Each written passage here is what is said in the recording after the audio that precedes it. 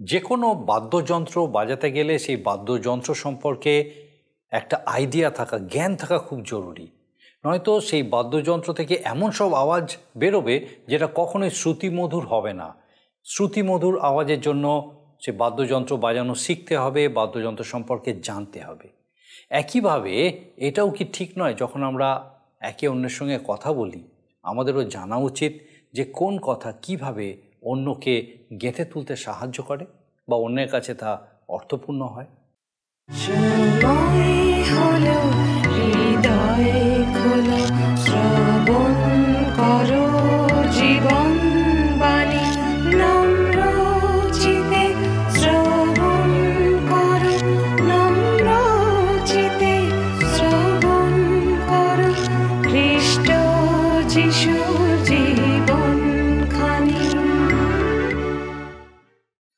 নমস্কার, প্রভু যীশু খ্রিস্টের মধুর নামে জীবনবাণী অনুষ্ঠানে আপনাকে স্বাগত জানাই। আপনাকে অনেক ধন্যবাদ যে আপনি নিয়মিত আমাদের সঙ্গে আমাদের এই অনুষ্ঠানে উপস্থিত আছেন। কিন্তু যদি আপনি নিয়মিত না থাকেন অথবা আপনি হয়তো প্রথমবার আমাদের এই অনুষ্ঠান দেখছেন, আপনাকে বলি যে এই অনুষ্ঠানে আমরা ঈশ্বরের বাক্য বাইবেল থেকে ধারাবাহিকভাবে আলোচনা করি। আর আমাদের এই আলোচনায় আমরা এখন বাইবেলের নতুন নিয়মের প্রথম করিন্থীয় পুস্তক থেকে আলোচনা করছি। আমার বিশ্বাস ঈশ্বরের বাক্যের এই ধারাবাহিক আলোচনা বিশেষভাবে আপনার আত্মিক বৃদ্ধিতে সাহায্য করবে, ঈশ্বরকে নতুনভাবে জানতে বুঝতে, জীবনের ঈশ্বরের সঙ্গে আরও গভীর সম্পর্কে আসতে আপনাকে সাহায্য করবে। একই সঙ্গে আপনার কাছে আমার অনুরোধ, বিশেষভাবে এই অনুষ্ঠান আপনার কীরকম লাগছে আমাদেরকে অবশ্যই জানাবেন। আপনার মতামত আমাদের কাছে খুব গুরুত্বপূর্ণ। আসুন আজকে আমাদের অনুষ্ঠানের শুরুতেই একটা গানের মধ্যে দিয়ে আমরা ঈশ্বরের গৌরব করি।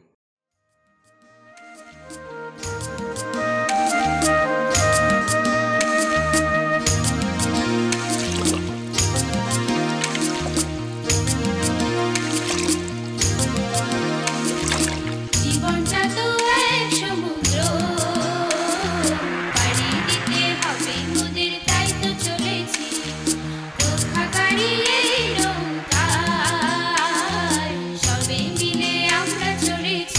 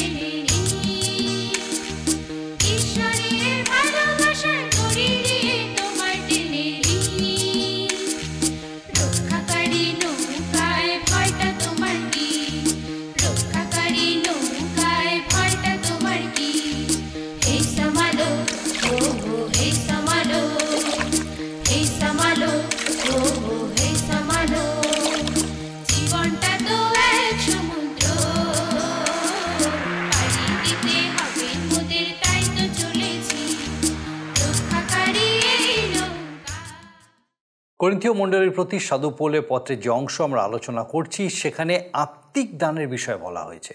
ঈশ্বর এই বরগুলি মণ্ডলীকে দান করেছেন, সেগুলি দেওয়া হয়েছে যেন মণ্ডলীর বৈচিত্র্যের মধ্যে একতা রক্ষা করা যায়। মণ্ডলীর প্রত্যেক সভ্যকে ভিন্ন ভিন্ন বর দান করা হয়, তবু তারা একসঙ্গে কাজ করেন। যেমন একটি দেহের বিভিন্ন অংশ একসঙ্গে কাজ করে। চোখ যা করতে পারে কান সেটা করতে পারে না, আবার কান যা করতে পারে চোখ তা করতে পারে না। অথচ চোখ, কান এবং শরীরের অন্যান্য অংশ ঐক্যবদ্ধভাবে শরীরকে সচল রাখে। একইভাবে মণ্ডলীর প্রত্যেকটা মানুষ তাদের নিজস্ব আত্মিক শক্তিতে কাজ করেন, যাতে তারা সমগ্র মণ্ডলীকে গেঁথে তুলতে পারেন, সচল রাখতে পারেন। সাধু পৌল বলেছেন যে পবিত্র আত্মার শক্তির দ্বারা আমরা খ্রিস্টের দেহের ভিন্ন ভিন্ন অংশে পরিণত হই, আর সেইভাবে আমরা খ্রিস্টের দেহকে গেঁথে তুলতে পারি, সচল রাখতে পারি। সাধু পৌল বলেছেন যে সমস্ত আত্মিক দানের যে প্রকাশ আছে তার মধ্যে সর্বশ্রেষ্ঠ প্রকাশ হচ্ছে প্রেম। আর আমাদের সবাইকে প্রেমের অনুধাবন করতে হবে। আমাদের প্রেমের অনুধাবনও যেমন করতে হবে, তেমনি আমাদের আত্মিক বর লাভ করার জন্য সচেষ্ট হতে হবে। তিনি এখানে দুটি আত্মিক বরের উল্লেখ করেছেন, বিশেষভাবে উল্লেখ করেছেন। সেগুলি হলো বিশেষ ভাষায় কথা বলতে পারা এবং ভাববাণী বলতে পারা। এই দুটি বরের মধ্যে সাধু পৌল ভাববাণী বলতে পারাকেই বেশি গুরুত্ব দিয়েছেন। মণ্ডলীতে কোনো মানুষ যদি ভাববাণী বলেন তাহলে সেটা মণ্ডলীর উদ্দেশ্যেই বলেন, আর তার দ্বারা সমস্ত মানুষ উপকৃত হন। কিন্তু মণ্ডলীতে কেউ যখন বিশেষ বিশেষ ভাষায় কথা বলেন তখন সেই ভাষা মণ্ডলীর অন্য কোনো মানুষ বুঝতে পারে না, যদি না সেই ভাষার অর্থ আরেকজন ব্যাখ্যা করে দেন। সাধু পৌল বলেছেন যে যিনি পরভাষায় কথা বলার বরপ্রাপ্ত হয়েছেন তাকে প্রার্থনা করতে হবে যেন তার কথিত বাক্যের অর্থ বুঝিয়ে দেওয়ার শক্তি সেখানে থাকে। ভিন্ন ভাষার অর্থ ব্যাখ্যা করাও একটা আত্মিক বর। আসুন আমরা বিশেষ বিশেষ ভাষায় কথা বলা তথা ভাববাণী বলার বিষয় আমরা আরও বিস্তারিতভাবে দেখি এবং দেখি যে ঈশ্বর বিশেষভাবে আজকে আপনার সঙ্গে আমার সঙ্গে কিভাবে কথা বলতে চলেছেন। আসুন আমরা আমাদের বিস্তারিত আলোচনায় প্রবেশ করি। এই অনুষ্ঠানে আমি আপনাদের কাছে বাইবেলের নতুন নিয়মে 1 করিন্থীয় 14 অধ্যায় থেকে আলোচনা শুরু করব। 14 অধ্যায় প্রথম 4টি পদে লেখা আছে, তোমরা প্রেমের অনুধাবন করো, আবার আত্মিক বর সকলের জন্য উদ্যোগী হও, বিশেষত যেন ভাববাণী বলিতে পারো। কেননা যে ব্যক্তি বিশেষ ভাষায় কথা বলে সে মানুষের কাছে নয়, কিন্তু ঈশ্বরের কাছে বলে, কারণ কেহ তাহা বুঝে না, বরং সে আত্মায় নিগূঢ় তত্ত্ব বলে। কিন্তু যে ব্যক্তি ভাববাণী বলে সে মনুষ্যের কাছে গাঁথিয়া তুলিবার এবং আশ্বাস ও সান্ত্বনার কথা কহে। যে ব্যক্তি বিশেষ ভাষায় কথা বলে সে আপনাকে গাঁথিয়া তোলে, কিন্তু যে ভাববাণী বলে সে মণ্ডলীকে গাঁথিয়া তোলে। প্রথম 4টি পদ পাঠ করেছি। প্রেমের অনুধাবন করা অর্থাৎ প্রেমকে লক্ষ্য করে চলা বিশেষ প্রয়োজন, কিন্তু পবিত্র আত্মা প্রদত্ত বিশেষ বিশেষ বরদানগুলোর জন্য উদ্যোগী হওয়া অর্থাৎ সেগুলোর দ্বারা প্রভুর উদ্দেশ্যে ব্যবহৃত হতে প্রার্থনা করা প্রয়োজন। একজন খ্রিস্ট বিশ্বাসী যদি এই বরদানগুলোর জন্য আগ্রহান্বিত হয়ে প্রার্থনা না করে তা বড় অস্বাভাবিক, কারণ এ সমস্ত খ্রিস্ট বিশ্বাসীর নিজস্ব গুণ নয়, কিন্তু পবিত্র আত্মা কর্তৃক অনুগ্রহ দান।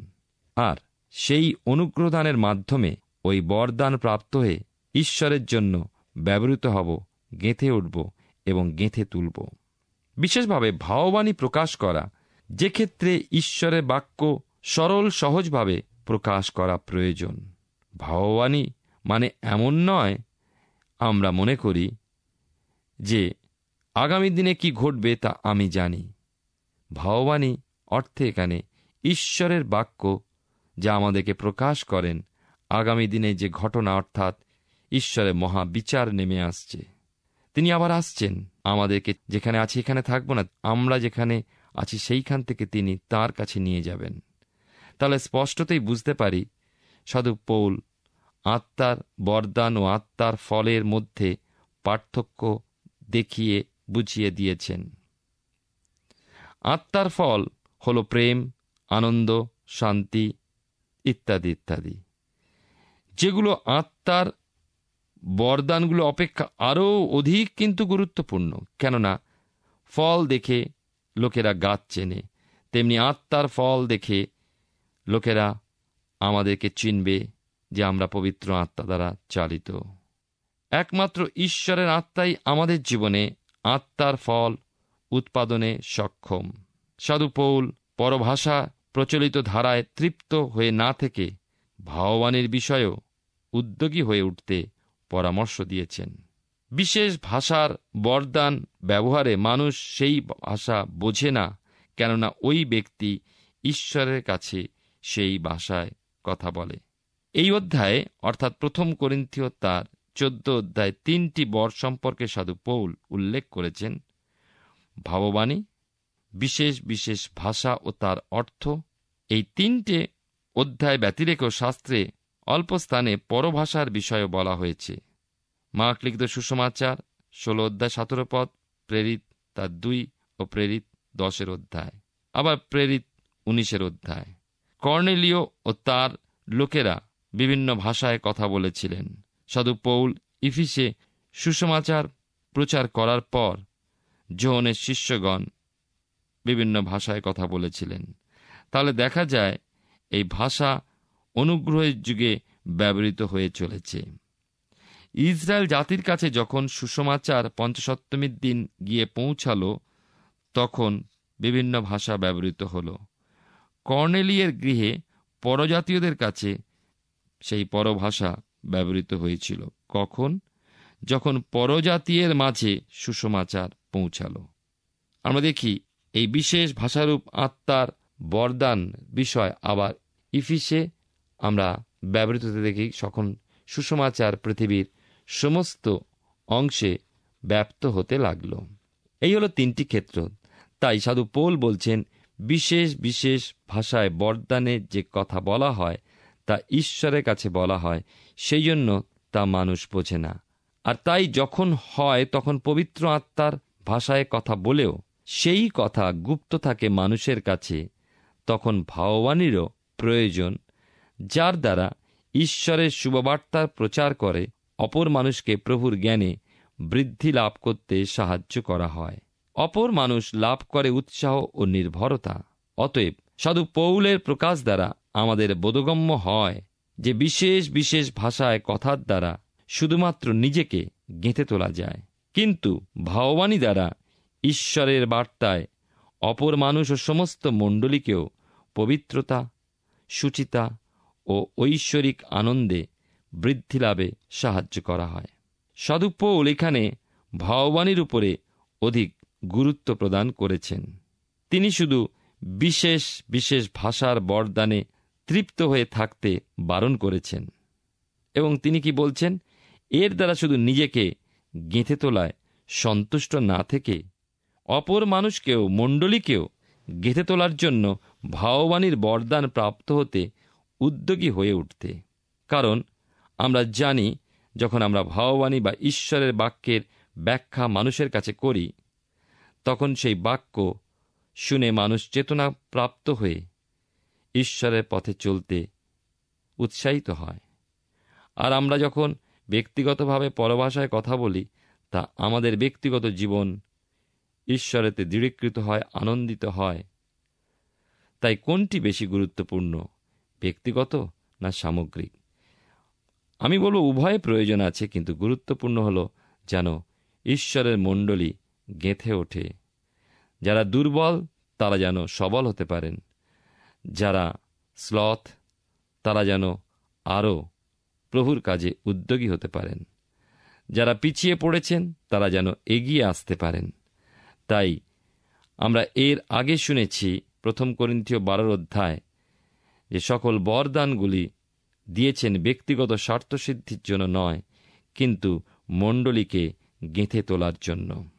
তাই তিনি বলছেন, গেঁথে তোলার জন্য ভাববাণীর বরদান প্রাপ্ত হতে উদ্যোগী হতে যেন তারা সান্ত্বনা পায়, উৎসাহ লাভ করে ও গেঁথে ওঠে।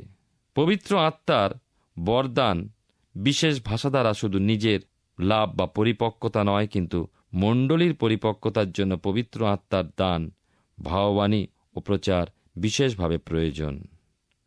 14 অধ্যায় দেখুন 5 থেকে 9 পদে কি লেখা আছে। আমি ইচ্ছা করি যেন তোমরা সকলে বিশেষ বিশেষ ভাষায় কথা বলিতে পারো, কিন্তু অধিক ইচ্ছা করি যেন ভাববাণী বলিতে পারো। কেননা যে বিশেষ বিশেষ ভাষায় কথা বলে মণ্ডলীকে গাঁথিয়া তুলিবার জন্য, সে যদি অর্থ বুঝাইয়া না দেয়, তবে ভাববাণী প্রচারক তাহা হইতে মহান। এখন এ ভাতৃগণ, আমি তোমাদের নিকটে আসিয়া যদি বিশেষ বিশেষ ভাষায় কথা বলি, কিন্তু তোমাদের কাছে প্রত্যাদেশ কিংবা জ্ঞান কিংবা ভাববাণী কিংবা উপদেশক্রমে কথা না বলি, তবে আমা হইতে তোমাদের কি উপকার দর্শিবে? বাঁশি হোক কি বীণা হোক, ধ্বনিযুক্ত নিষ্প্রাণ বস্তুও যদি তাল মান না রাখিয়া বাজে, তবে বাঁশিতে বা বীণাতে কি বাজিতেছে তা কিসে জানা যাইবে? বস্তুত তুরীর ধ্বনি যদি অস্পষ্ট হয়, তবে কে যুদ্ধের জন্য সুসজ্জ হইবে? তেমনি তোমরা যদি জিহ্বা দ্বারা যাহা সহজে বোঝা যায় এমন কথা না বলো, তবে কি বলা হইতেছে তাহা কিসে জানা যাইবে? বরঞ্চ তোমাদের কথা আকাশকেই বলা হইবে। ভাববাণী হল ঈশ্বরের বার্তা প্রকাশ করা। তাই পৌল বলেন, বিশেষ ভাষায় তারা কথা বলুক, এ তিনি চান। তিনি তার দ্বারা খুশি হবেন, কিন্তু তিনি আরও আনন্দিত হবেন যদি তারা ভাববাণীর বর প্রাপ্ত হয়। সাধু পৌল নিজেকে দিয়ে উদাহরণ দিয়েছেন। তিনি যদি তাদের মাঝে প্রচার বা ভাববাণী বা উপদেশ ইত্যাদি সহ ঈশ্বরের জ্ঞানের প্রকাশকে তুলে না ধরে শুধুমাত্র আত্মার বর দানস্বরূপ বিশেষ বিশেষ ভাষাই বলতেন, তাহলে কিছুই লাভ হতো না, কেননা তারা তা বুঝত না। সাধু পৌল ব্যাপারটাকে আরও প্রাঞ্জল করেছেন। যে কোনো বাজনা, বাঁশি অথবা বীণা যদি বেতালে ছন্দহীনভাবে বেজে যায়, তা কি শুনতে মধুর লাগবে? কি সুর বেজে চলেছে তা জানা যাবে কি? যাবে না। তেমনি যুদ্ধের তুরি যদি স্পষ্ট না বাজে, স্পষ্টভাবে শোনা হবে না, আর যুদ্ধের জন্য সৈন্যেরা প্রস্তুত হতে পারবে না। যুদ্ধের আহ্বান তারা বুঝবে না। আবার তেমনি দেখি, আপনি কোনো মানুষের সঙ্গে কথাবার্তার সময় যদি তার অর্থ সেই ব্যক্তির বোধগম্য না হয়, তবে এমন কথায় লাভ কি? আপনি কি শূন্যে আপনার কথা বলে চলেছেন? হ্যাঁ, ঠিক তাই।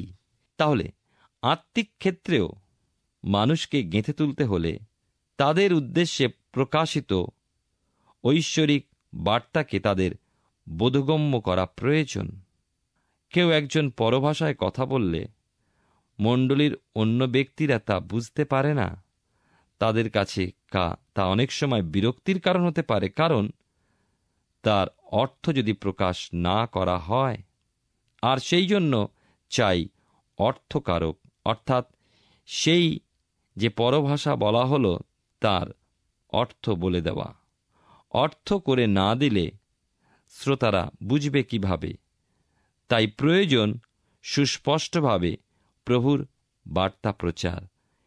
সেই কারণে অর্থ করা এবং সুসমাচার প্রচার করা অতীব গুরুত্বপূর্ণ। আমরা জীবনবাণীর অনুষ্ঠানে বাইবেলের নতুন নিয়মে 1 করিন্থীয় তার 14 অধ্যায় থেকে আলোচনা করছি। এখন 10 থেকে 14 পদ পর্যন্ত পাঠ করব। লেখা আছে এখানে, হয়তো জগতে এত প্রকার রব আছে, আর রববিহীন কিছুই নাই। ভালো, আমি যদি রব বিশেষের অর্থ না জানি, তবে যেজন বলে তাহার পক্ষে আমি বর্বর হইব, এবং আমার পক্ষে সেই বক্তা বর্বর। অতএব তোমরা যখন বিবিধ আত্মিক বরের জন্য উদ্যোগী, তখন চেষ্টা করো যেন মণ্ডলীকে গাঁথিয়া তুলিবার জন্য উপচয় প্রাপ্ত হও। 13 পদে লেখা আছে, এই জন্য যে ব্যক্তি বিশেষ ভাষায় কথা বলে, সে প্রার্থনা করুক যেন অর্থ বুঝাইয়া দিতে পারে। কেননা যদি আমি বিশেষ ভাষায় প্রার্থনা করি, তবে আমার আত্মা প্রার্থনা করে, কিন্তু আমার বুদ্ধি ফলহীন থাকে। পৃথিবীতে বহু ভাষা রয়েছে, কিন্তু আপনি যার সঙ্গে কথা বলবেন সেই ভাষা তাকে বুঝতে হয়, বা তার ভাষা আপনাকে বুঝতে হবে। তাহলে মণ্ডলী ক্ষেত্রেও তদ্রূপ। দেখুন, যিনি ঈশ্বরের বার্তা প্রচার বা প্রকাশ করছেন, তা মণ্ডলীর বোধগম্য হওয়ার উদ্দেশ্যে প্রচারকারীর মধ্যে মণ্ডলীর বোধগম্য ভাষায় তর্জমা বা অর্থ করা প্রয়োজন। আর যদি তা না সম্ভব হয় প্রচারকের মাধ্যমে, তাহলে মণ্ডলীর মধ্যে অর্থকারকের অবশ্যই প্রয়োজন, যেন প্রচারকের বা ভাববাণী প্রকাশকের বার্তার তর্জমা হয়। তর্জমা বিনা প্রচার বা প্রকাশ ফলহীন হয়। তাই বিশেষ ভাষা যে শক্তি বরদানস্বরূপ পায়, তার অর্থ করার অভিষেক প্রাপ্তির জন্য প্রার্থনা প্রয়োজন।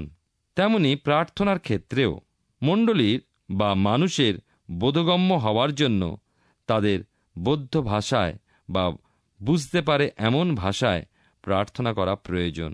তাহলে প্রশ্ন হলো, আমাদের করণীয় কি? দেখুন সাধু পৌল কি বলছেন। 1 করিন্থীয় তার 14 অধ্যায় 15 থেকে 19 পদে তিনি বলছেন, তবে দাঁড়াইল কি? আমি আত্মাতে প্রার্থনা করিব, বুদ্ধিতেও প্রার্থনা করিব, আত্মাতে গান করিব, বুদ্ধিতেও গান করিব। নতুবা যদি তুমি আত্মাতে ধন্যবাদ করো, তবে যে ব্যক্তি সামান্য শ্রোতা স্থান পূর্ণ করে, সে কেমন করিয়া তোমার ধন্যবাদে আমেন বলিবে? তুমি কি বলিতেছ তাহা তো সে জানে না, কারণ তুমি সুন্দর রূপে ধন্যবাদ দিতেছ বটে, কিন্তু সেই ব্যক্তিকে গাঁথিয়া তোলা হয় না। আমরা দেখছি 18 পদে, ঈশ্বরের ধন্যবাদ করিতেছি, তোমাদের সকলের অপেক্ষা আমি অধিক ভাষায় কথা বলিয়া থাকি, কিন্তু মণ্ডলীর মধ্যে বিশেষ ভাষায় 10,000 কথা অপেক্ষা বরং বুদ্ধি দ্বারা 5টি কথা কইতে চাই, যেন অন্য লোকদিগকেও শিক্ষা দিতে পারি। আমরা যারা পরভাষা ও পবিত্র আত্মার বরদানস্বরূপ বিশেষ ভাষায় ঈশ্বরের ধন্যবাদ ও প্রার্থনা করে থাকি, তা মণ্ডলীস্থ কেউ বুঝে উঠতে পারে না। তাহলে আমরা যখন প্রার্থনা করি, নিজে কিছু না বুঝেই বিশেষ ভাষায় তা করে থাকি, কিন্তু সেই বিশেষ ভাষা যা আমার এবং মণ্ডলীস্থ মানুষগুলিরও অজানা, সেই ভাষায় প্রার্থনার কি কোনো মূল্য আছে? কারণ তারা তো বোঝে না। তাহলে দেখা যায় এখানে প্রার্থনাকারীর আত্মা প্রার্থনারত, কিন্তু বুদ্ধিবিহীন বুদ্ধি কাজ করে না। আবার মণ্ডলীস্থ কেহ প্রার্থনা ও ধন্যবাদকারীর সঙ্গে সম্মিলিতভাবে প্রার্থনা ধন্যবাদে যোগদান করতে পারে না। তবে এমন প্রার্থনা ধন্যবাদের উপকারিতাই বা কি? সাধু পৌল নিজের সাক্ষ্য তুলে যথোচিত বিষয়টা শিক্ষা দিয়েছেন। কোন বিষয় আমরা আগ্রহী হব? কি বিষয় আমরা প্রার্থনা করব? ঈশ্বর হতে কিভাবে বর ও আশিস অভিষেক প্রার্থনা চাইব, তার নিজের বিষয় তিনি জানিয়েছেন। ঈশ্বরের কাছে যখন নিজের মতো সাধু পৌল একনিষ্ঠ ব্যক্তিগত প্রার্থনায় বসেন, তখন তিনি বহু ভাষায় ঈশ্বরের সঙ্গে কথা বলে থাকেন। ওই বিশেষ ভাষার বরদানকে নিজের মতোই তিনি ব্যবহার করেন। কিন্তু যখন সকলের মাঝে সমবেত উপাসনায় তিনি যোগ দিতেন, তখন সেই প্রাপ্ত বরদানস্বরূপ বিশেষ বিশেষ বিভিন্ন প্রকার ভাষা ব্যবহার না করে মণ্ডলী বা শ্রোতাদের বোধগম্য মাত্র 5টি কথাই তিনি বলতে ইচ্ছুক। অর্থাৎ অনেক বলে যদি কোনোটাই বুঝল না, তাহলে লাভ কি? প্রিয় শ্রোতা বন্ধু, প্রিয় ভাই বোন, আসুন ঈশ্বরের বাক্যের আলোয় নিজেদের জীবনকে পরীক্ষা করে দেখি এবং ঈশ্বরের বাক্যের অনুগ্রহে আমরা যেন তাঁর শ্রেষ্ঠ বরদানগুলি লাভ করি, যার মধ্যে দিয়ে শুধু নিজে নয় কিন্তু মণ্ডলীকে গেঁথে তুলতে পারি। এই বিষয়ে আমরা আগামী অনুষ্ঠানে আবার শুনব। ঈশ্বর আপনার জীবনে মঙ্গল করুন। আমরা 1 করিন্থীয় পুস্তক থেকে ধারাবাহিকভাবে অধ্যয়ন করছি। আমার বিশ্বাস মহান ঈশ্বর বিশেষভাবে আপনার জীবনে কথা বলেছেন। সাধু পৌল তার পত্রের এই অংশে দেখিয়েছেন আমরা কিভাবে আমাদের প্রাপ্ত বরদান কিভাবে আমরা সঠিকভাবে ব্যবহার করতে পারি। বিভিন্ন বাদ্যযন্ত্র থেকে ভিন্ন ভিন্ন ধ্বনি নির্গত হয়, কিন্তু এই ধ্বনি যখন সঠিক সুর তাল মেনে নির্গত হয়, কেবল তখনই সেটা অর্থপূর্ণ হয়ে যায়, তখনই সেটা সঙ্গীতে পরিণত হয়। আমাদের মুখ নির্গত বাক্যকেও সেই একইভাবে অর্থপূর্ণ হতে হবে। ঈশ্বরের বাক্য প্রচারের সময় প্রত্যেক খ্রিস্ট বিশ্বাসীর উচিত যেন তার বলা প্রত্যেকটি কথা অন্যদের কাছে অর্থপূর্ণ হয়। সাধু পৌল বলেছেন, সেই বাক্য যদি খুব অল্পের মধ্যে সীমিত থাকে তাতে কোনো ক্ষতি নেই, কিন্তু এরকম হওয়া উচিত যেন সেই বাক্যের দ্বারা মানুষের বিশ্বাস আরও দৃঢ় হতে পারে। সাধু পৌল বিশেষ বিশেষ ভাষায় কথা বলা এবং ভাববাণী বলার বিষয় আরও অনেকভাবে করিন্থীয় মণ্ডলীকে শিক্ষিত করে তুলেছেন, যা আমাদের আগামী পর্বে আমরা বিশেষভাবে লক্ষ্য করব। আসুন এখন প্রার্থনায় যাব, আর আমি চাইব এই সময় আপনিও আমার সঙ্গে প্রার্থনায় যোগ দিন। আসুন প্রার্থনা করি। মঙ্গলময় পিতা, ধন্যবাদ দিই প্রভু, তোমার পবিত্র পরাক্রমে এই মুহূর্ত পর্যন্ত আমাদের সঙ্গে সঙ্গে আছো। ধন্যবাদ দিই পিতা, একটি বার তোমার জীবন্ত বাক্যের সান্নিধ্যে আমাদেরকে তুমি নিয়ে এসেছো। ধন্যবাদ দিই আমাদের প্রত্যেক দর্শক বন্ধুর জন্য, তাদের পরিবার পরিজনের জন্য প্রভু, যে তোমার জীবন্ত বাক্য প্রতিনিয়ত তাদের সঙ্গে আছে এবং সেই বাক্যে তারা বৃদ্ধি পেতে চলেছে। স্বর্গীয় পিতা, বিশেষভাবে পিতাকে প্রার্থনা করি সেই প্রত্যেককে প্রভু তোমার পবিত্র পরাক্রমে তোমার অনুগ্রহে পূর্ণ করো। বিশেষত পিতাগো, যদি এই সময় কেউ বিশেষভাবে পিতাগো তোমার দিকে দৃষ্টি স্থির রেখেছেন, হয়তো প্রার্থনা করছেন কঠিন পরিস্থিতি থেকে বেরিয়ে আসার জন্য, হয়তো হতাশা নিরাশার মধ্যে পিতা তোমাকে দেখতে চান, প্রভু তোমার সেই পবিত্র পরাক্রমে সেই প্রত্যেক ব্যক্তিকে, পরিবারকে তোমার জীবন্ত প্রত্যাশায়, তোমার সান্নিধ্যে, তোমার সহভাগিতায় সঠিকভাবে বেড়ে উঠতে সাহায্য করো, আশীর্বাদ করো, যেন প্রকৃতই তারা তোমার জীবন্ত উপস্থিতি তাদের জীবন উপলব্ধি করতে সক্ষম হয় এবং সমস্ত কঠিনতা, সমস্ত প্রতিকূলতার মধ্যেও পিতাগো যেন তোমাকে সঙ্গে নিয়ে চলতে পারে এবং তাদেরকে তুমি সেই সমস্ত কঠিনতা থেকে, প্রতিকূলতা থেকে উদ্ধার করে তোমার গৌরব করতে সাহায্য করো, আশীর্বাদ করো। পিতাগো, আমাদের প্রত্যেক দর্শক বন্ধু, তাদের পরিবার পরিজন প্রত্যেককে একটি বার তোমার চরণে সমর্পণ করে ধন্যবাদের সঙ্গে প্রার্থনা তোমার যিশু নামে চাই, আমেন। ঈশ্বর আমাদেরকে সুযোগ দেন যেন তার জীবন্ত বাক্য থেকে আমাদের জীবনের জন্য আমরা শিখি, জানি এবং আরও তার নিকটবর্তী হই। এইভাবেই আমার বিশ্বাস আমাদের জীবনবাণী অনুষ্ঠানে আগামী দিনেও আপনি বিশেষভাবে আমাদের সঙ্গে উপস্থিত থাকবেন, যেন ঈশ্বরের বাক্যে এইভাবেই আমরা বৃদ্ধি পেতে পারি। ঈশ্বর আপনার মঙ্গল করুন। প্রিয় বন্ধু, আশা করি জীবনবাণী অনুষ্ঠানটি আপনার ভালো লেগেছে। আর যদি ভালো লেগে থাকে তাহলে অবশ্যই আমাদের একটি মিসড কল দিন। আপনার দেওয়া মিসড কলটি আমাদের কাছে অতি মূল্যবান। আমরা আনন্দের সাথে জানাই, প্রতিটা মিসড কল দাতাদের মধ্যে থেকে সপ্তাহের শেষে বিশেষ দর্শক বন্ধুকে বেছে নেওয়া হবে এবং সেই দর্শক বন্ধুকে পুরস্কৃত করা হবে ও সপ্তাহের শেষে তার ছবি ও নাম আমাদের অনুষ্ঠানে প্রকাশ করা হবে। গত সপ্তাহের বিজয়ী দর্শক বন্ধুরা হলেন পূর্ব বর্ধমান থেকে কমল মালি ও লক্ষ্মী মালি।